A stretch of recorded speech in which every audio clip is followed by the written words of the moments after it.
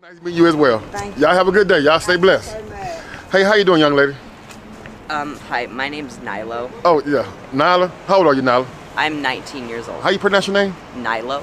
Nilo? Yes. Nilo. You 19? Where you Yes. from? I am from originally Thibodaux, Louisiana.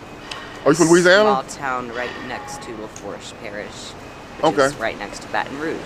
Right next to Baton Rouge? Yep. Okay, so what you doing way out here in Charlotte, North Carolina? I'm here through the foster care system. I was adopted. Foster care system? Yep.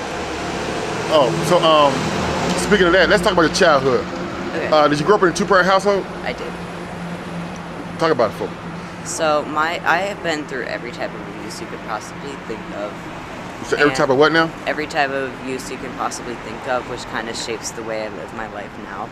Mm-hmm. And I am learning about myself every day, how to put myself first, how to give back, and just a lot of self-care and therapy speak when it comes to my life.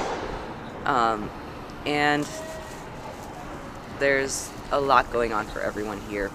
Everyone in this world is going through something, and I'm not one to invalidate anyone. And I think if we don't talk about issues pertaining to the LGBTQ community, that What community is that? LGBTQ, the lesbian, gay, bisexual, transgender, Uh-huh. any person who is non-heterosexual, for everyone's rights, for everyone to live, for everyone to prosper, for everyone to live and for their life. Right. And I learned a lot about who I am because of this community that I'm a part of. Okay. So it does pertain to why I'm homeless today. However, it is not the most interesting thing about me. Right. I went to high school, dropped out in 11th grade, mental health issues. Oh, okay. You had mental health issues. What type of mental health issues? So I was, the first diagnosis I ever got was ADHD, and I was prescribed Adderall, and I started abusing Adderall that I was prescribed, and selling them to my friends in high school. You were selling it to your friends? Yep, I was selling my prescribed drugs in high school, which is against the law. And now I am clean except for weed and cigarettes, which is the one thing smoking for 6 years. Very beginner status when it comes to smoking, but I know a lot about the world, and I have been called an old soul. Right. So, at the 11th grade, did that medication did it lead you to other drugs? It did. It was a very gateway drug. What type of drug did it lead you to? My drug of choice, I had 3 drugs of choice, was Molly, cocaine, and fentanyl. Right now? No, I'm no longer on those things. I am 7 months and 2 days clean. So you was on Molly. You say Molly, the cocaine, and the fentanyl. So how did you get off the fentanyl? I flatlined. Talk about it. I was in a really dark spot, really grim part of my life. I was 16 years old when I found out that my birth mom died. You say what now? When I found out that my birth mother died, I was 16 years old, Uh-huh. which was 2 years shortly after I came out as transgender. Transgender? Yes. What that mean? So transgender. Yes.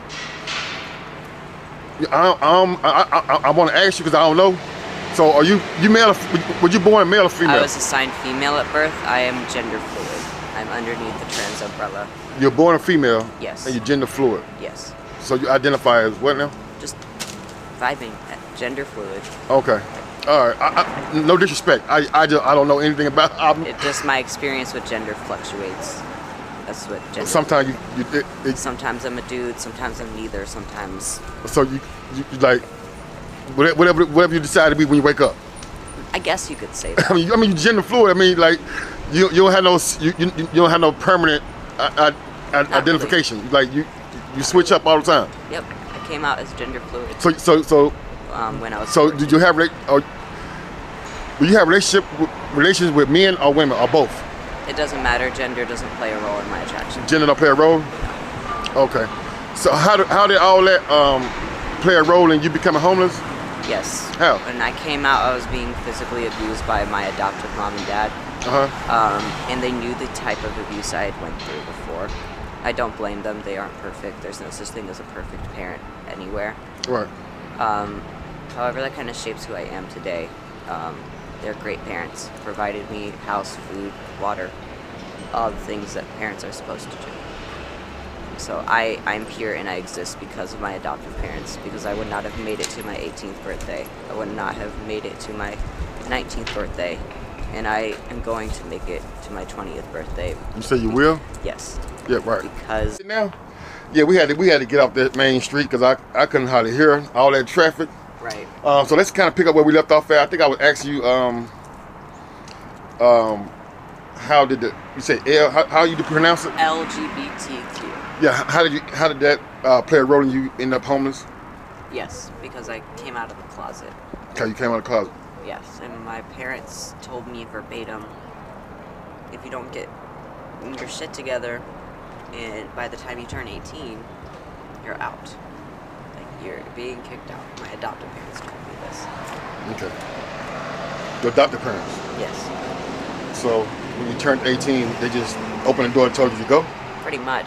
Just like that? No, just like that? I actually tried to take my own life.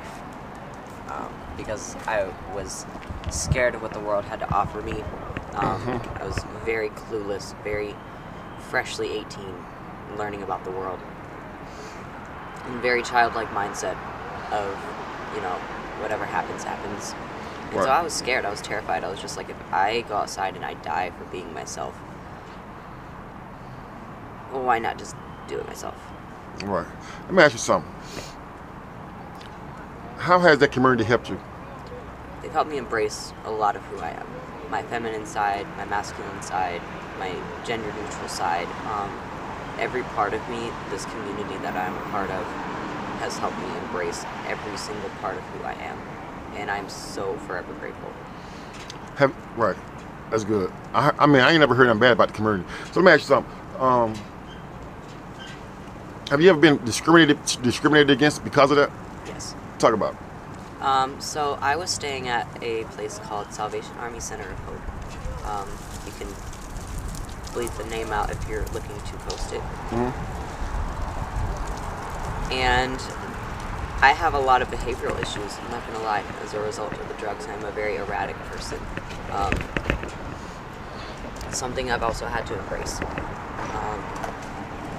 And because I'm actively trying to get clean, I don't qualify for any type of addiction status. Right. And the only difference between now and then, when I was staying there before, is the fact that I have a deeper voice and facial hair. Because I was on hormones for around 9 to 10 months. Hormone pills? No, injections. So you're getting hormone injections? Yes. And they get you a deeper voice and facial hair? Yes. And now they're saying that you can't get it. Yes, because The I help, present the more assistance. masculine now, so they can't help me anymore, and neither can the men's shelter, any men's shelter. So this is why I specifically go to LGBTQ resources as part of my community, and as the community that has helped me the most, I am proud to say I am part of the LGBTQ. Right. Hey. Not to be the only thing I talk about, but that's my whole life. Right. So, how long? You say you've been clean for how long now? You said a few months. 7 months Right. and 2 days. So what type of steps are you taking to get off the street? Going to hospitals. Mental hospitals? Yes. Trying to get some type of mental health treatment. To get back on my prescribed meds, because those are the only meds I know that work. I know my body. I know how things react to my body, and I am safer here in North Carolina than where I was adopted at, Right. So, which was South Carolina, Columbia. okay. They ain't too far from Charlotte though. Midlands area 212. But it's a lot more resources around here. Yeah. There's a lot less resources in South Carolina. A lot less resources. So let me ask you something. Do you have any regrets in life? The only regret I have, if it's pertaining to my transition, is not coming out sooner. Not coming out sooner? Yep. Why is that one of your biggest regrets? Maybe people would have taken me more seriously when I tell them who I am. Right. Okay. I can understand. So, before we end this interview, in case there's another person struggling with coming out the closet, struggling with the same things that you were struggling with addiction, in your shoes, what type of advice would you give them? I want to say there's a place for you in this world. No matter what part of the world you're from, There is a place for you. People love you. We're here. We hear you. Right. That's excellent advice. I got some money for you. I appreciate your time. You the first person I ever interviewed. A part of the, how you say it again? LGBTQ. LGBTQ. Yes. I always be saying LGBTQ, so it's LG. Okay, I got you. LGBT. Okay, yeah. That was a great interview. I'm glad. I wish you the best of luck on your journey. Thank you. Don't never change who you are. Always embrace who you are, and God bless you. Thank you. You're welcome.